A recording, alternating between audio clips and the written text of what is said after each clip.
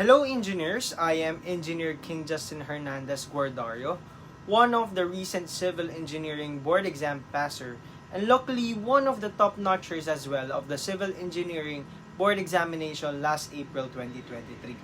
And in this video, I will share to you my journey of reviewing and passing the board exam and also how I aced the board exam. My board exam journey started way back June 2022. It is actually the end of the school year namin when I decided when to take the board exam. It is very clear sa akin na kahit mas malapit na yung November 2022 board exam, I am not very confident to take it. So sabi ko sa sarili ko, I will take the May 2023 board exam. Dahil sa sobrang tagal nga sa tingin ko ng preparation at marami pa akong oras na meron, I tried also entering my first job as a junior structural engineer and planned na pagsabayin yung work while review. But not like others, I was not able to manage and go on my plan na pagsabayin yung dalawa. So ginawa ko, nag-ipon ako, then nag-focus sa review for almost 6 months. Actually, starting the review for the board exam is very hard. Sa lawak ng topics for the board exam, di mo talaga alam kung saan ka magsisimula at kung gaano katagal yung pacing mo sa bawat topics. So, enrolling in a review center is my only choice para magkaroon talaga ng structured review. At first, actually my goal is just to simply pass the board exam. No expectations to top the board exam, and even actually my parents ask me, paano kapag bumagsak ka sa board exam? What's your plan? Although sinabi ko sa kanila na magte-take ulit ako at lalaban lang, medyo kinabahan ako nun. So ang ginawa ko, sinet up ko na talaga yung sarili ko, napapasa ako sa board exam and started to prepare for it. That by April 2023, magiging civil engineer ako. As one of the 8 top notchers of the civil engineering board exam, I will share to you 8 key points na na-reflect ko as I planned, prepared, practiced, and performed during the board exam. So, the first one is actually know yourself. Hindi ito yung hahanapin mo muna yung sarili mo but you should know yourself in terms of your plans, your aspirations, and your purpose. Siguro by this time, medyo kilala mo na yung sarili mo since you have graduated from BS Civil Engineering. And additionally, dapat kilala mo na yung sarili mo kung kailan ka best time na mag-aral, your strengths and weaknesses pagdating sa mga subjects, your distractions, your behavior and your attitude, and even dapat yung learning style mo. You can hear a lot of recommendations from your friends or your teachers. Pwede kang pumasok sa ganitong review center or sa ganitong review center or may mga tips and techniques kang maririnig. Pero what I firmly believe that the most important person na pakikinggan mo ay sarili mo. Kung saan ka mag-aaral or saan ka pinaka-suitable. Kung kailan ka handang mag-aral at lumaban at kung anong gusto mong marating 5 or 6 months from now. Secondly, board exam is about breadth and not much depth.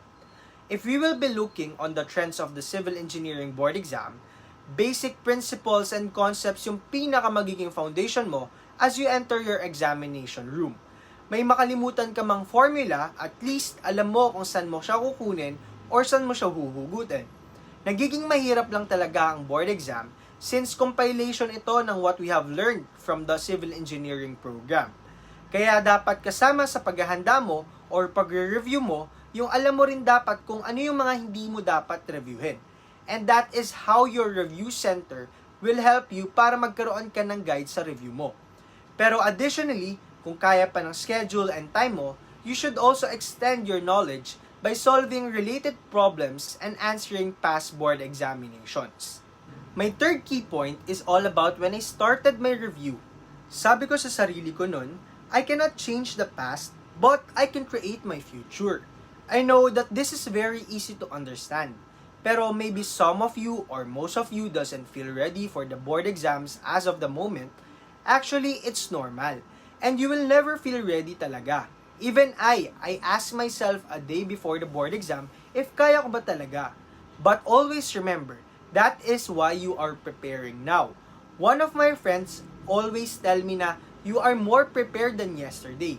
Mas magaling ka na ngayon kaysa kahapon. And mas marami ka pang matututuhan sa mga susunod na araw. So, don't doubt yourself if you're doing your best. Make this as a motivation na mag-prepare pa on the next few days. You have solved more problems than yesterday, nung isang araw at nung mga nakaraang linggo at buwan. So if you are doing your best, then be proud of yourself. Kasi the first person who will believe in you that you will pass the board exam is actually yourself. May mga makukuha kang motivation sa ibang tao, pero I think mag-e-expire yan. So it is very important to believe in yourself first. Fourth, don't compare your progress to others. I know it is part of our human nature na madaling mag-compare ng sarili natin sa iba. But as much as possible, please don't belittle ourselves sa achievements na nararating ng iba. Just remember that you will be successful in your own time. You are your own worst enemy. So para matigil ko yung comparison ko to others, ginawa kong busy yung sarili ko tracking my own progress of how I performed today and yesterday, and kung paano pa ako mag-i-improve bukas. I track and evaluate my scores, answering different assessment and weekly exams, para alam ko kung saan yung need ko pang balikan. Remember that your journey is unique and incomparable to anyone else. Focus on running the race rather than winning it. On my fifth key point, you should also dream high. Law of attraction will help you to achieve your dreams. As Billy Shankly said, aim for the sky and you'll reach the ceiling. Aim for the ceiling and you'll stay on the floor. So what I did, minanifest ko talaga na di lang ako papasa for the board exam, but even to top the board exam. Hindi naman masamang mangarap. I even edited the list of previous top-notcher list and nilagay ko yung sarili ko as one of them, pati yung board exam rating ko.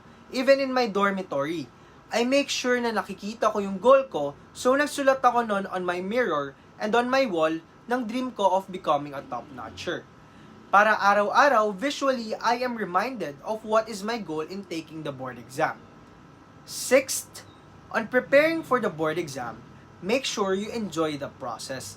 Reviewing a tremendous amount of topics daily for the board exam is very exhausting.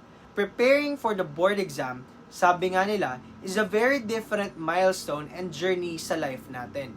Iba siya when we are in college and ibang-iba rin siya in our workplace. During the review, I make sure that I should also know how to value my time and resources. Kung 4 or 6 hours lang ako magre-review sa isang araw, I will make most out of it. And after reviewing, I give myself a reward or I enjoy. I can meet my friends, do social media, or pwede namang bebe time or family time. So you can enjoy, but also you should know when to set limitations. Pwede rin namang kasama mo yung friends mo while reviewing. And that leads me to my 7th key point. Know and create an environment that can help you grow. I know that the board exam is an individual challenge to take. But on my case, I tried to have a positive environment through my closest friend na review buddies ko na rin. Never hesitate to ask for help or questions sa mga former classmates mo, man o kaya friends or instructors mo. It is better to ask kesa manghula ka or mag-assume. During my review, since I know that one of my learning style is teaching, and I believe that the best way to learn is to teach, yung mga kaibigan ko yung naging instrument ko through group studies para mas matuto ako. So in that case, di lang ako yung natututo, pati na rin sila. And pare-parehas sa kaming engineers ngayon. During review, this is the time na wag ka nang mahiya magtanong sa instructors mo, kesa magsisi ka na di mo siya naitanong in the future. And for my last key point, I want you to master the 4 P's: the planning, preparation, practice, and performance. Maybe I have shared to you how I planned and prepared for the board exam with my previous key points. But the most important things in the P's are your practice.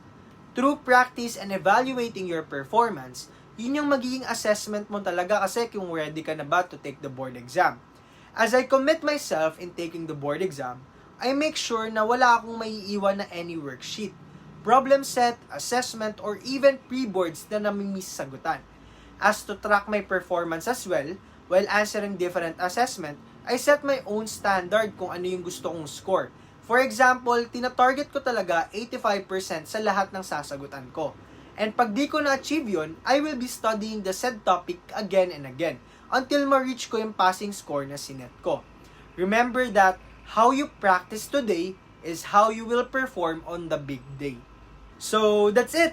Hopefully, may mga magamit kayo na tips na shinare ko sa inyo. And I will be leaving this video with a quote from Zig Ziglar, that success is not a destination, it is a journey. And thank you and keep reaching your dreams, engineers. Until next time, take care and keep shining.